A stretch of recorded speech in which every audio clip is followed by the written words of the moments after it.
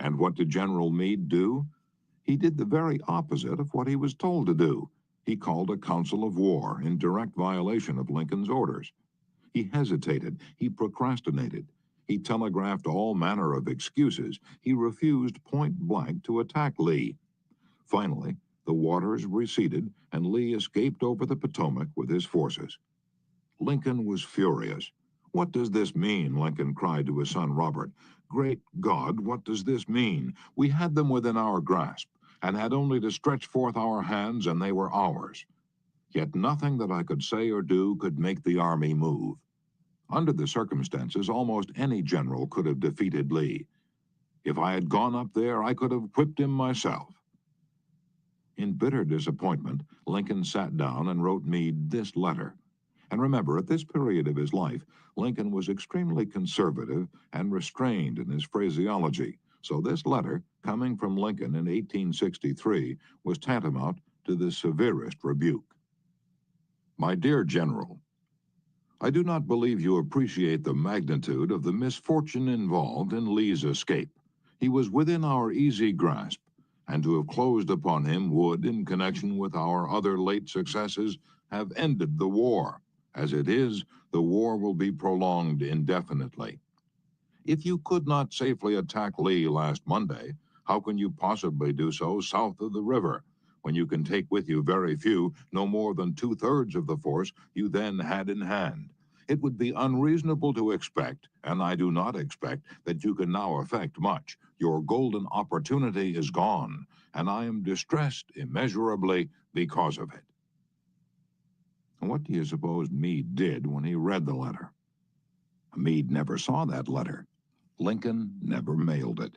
It was found among his papers after his death. My guess is, and this is only a guess, that after writing that letter, Lincoln looked out of the window and said to himself, "Just a minute. Maybe I ought not to be so hasty. It is easy enough for me to sit here in the quiet of the White House and order Meade to attack.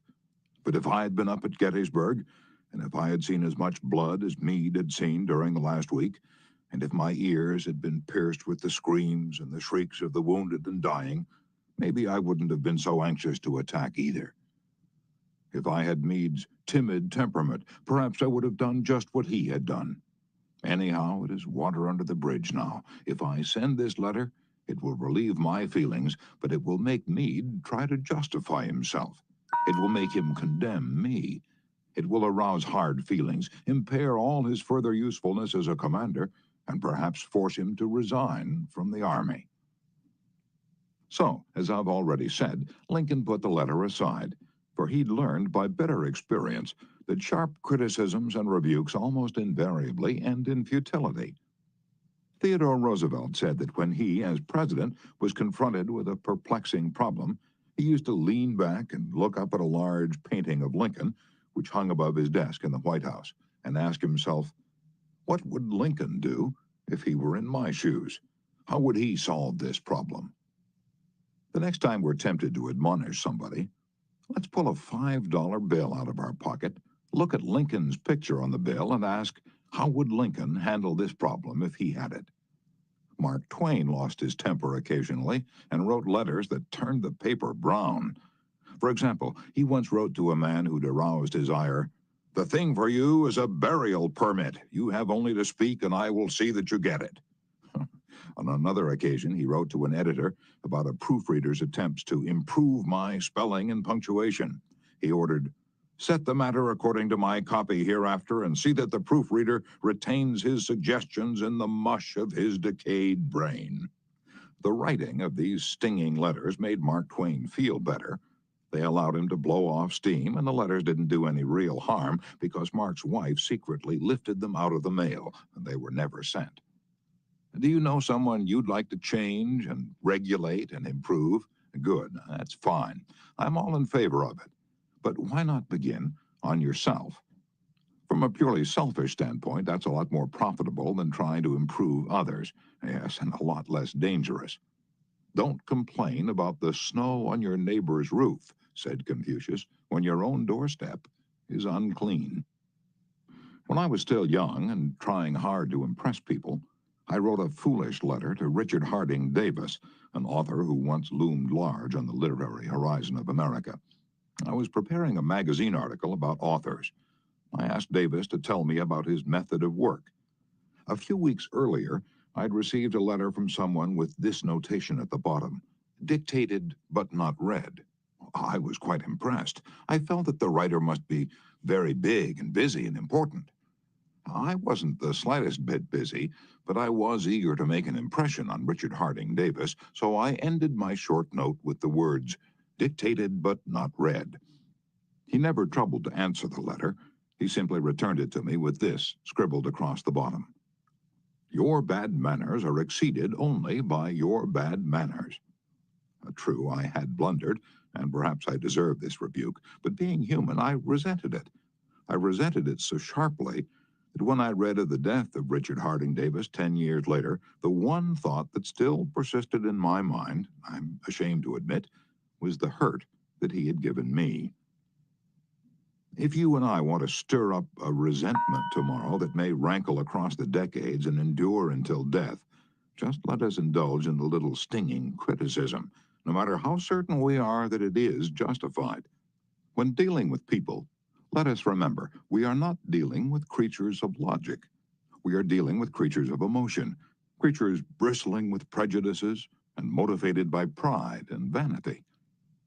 Bitter criticism caused the sensitive Thomas Hardy, one of the finest novelists ever to enrich English literature, to give up forever the writing of fiction. Criticism drove Thomas Chatterton, the English poet, to suicide. Benjamin Franklin, tactless in his youth, became so diplomatic, so adroit at handling people, that he was made American ambassador to France. The secret of his success? I will speak ill of no man, he said, and speak all the good I know of everybody. Any fool can criticize, condemn, and complain, and most fools do. But it takes character and self-control to be understanding and forgiving. A great man shows his greatness, said Carlyle, by the way he treats little men.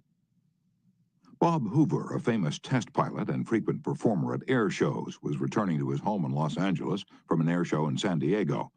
As described in the magazine Flight Operations, at 300 feet in the air, both engines suddenly stopped. By deft maneuvering, he managed to land the plane, but it was badly damaged, although nobody was hurt. Hoover's first act after the emergency landing was to inspect the airplane's fuel. Just as he suspected, the World War II propeller plane he'd been flying had been fueled with jet fuel rather than gasoline. Upon returning to the airport, he asked to see the mechanic who had serviced his airplane. The young man was sick with the agony of his mistake. Tears streamed down his face as Hoover approached. He had just caused the loss of a very expensive plane and could have caused the loss of 3 lives as well. You can imagine Hoover's anger. One could anticipate a tongue lashing that this proud and precise pilot would unleash for that carelessness. But Hoover didn't scold the mechanic. He didn't even criticize him. Instead, he put his big arm around the man's shoulder and said, "To show you I'm sure that you'll never do this again, I want you to service my F-51 tomorrow." Often parents are tempted to criticize their children. You would expect me to say, don't, but I will not. I am merely going to say, before you criticize them, read one of the classics of American journalism, Father Forgets. It originally appeared as an editorial in the People's Home Journal. Here it is, with the author's permission, as condensed in the Reader's Digest. A Father Forgets is one of those little pieces which, dashed off in a moment of sincere feeling, strikes an echoing chord in so many readers as to become a perennial reprint favorite. Since its first appearance, Father Forgets has been reproduced, writes the author, W. Livingston Larned, in hundreds of magazines and house organs, and in newspapers all over the country. It has been reprinted almost as extensively in many foreign languages. I have given personal permission to thousands who wish to read it from school, church, and lecture platforms. It has been on the air on countless occasions and programs. Oddly enough, college periodicals have used it, and high school magazines. Sometimes a little piece seems mysteriously to click. This one certainly did. Father Forgets by W. Livingston Larned.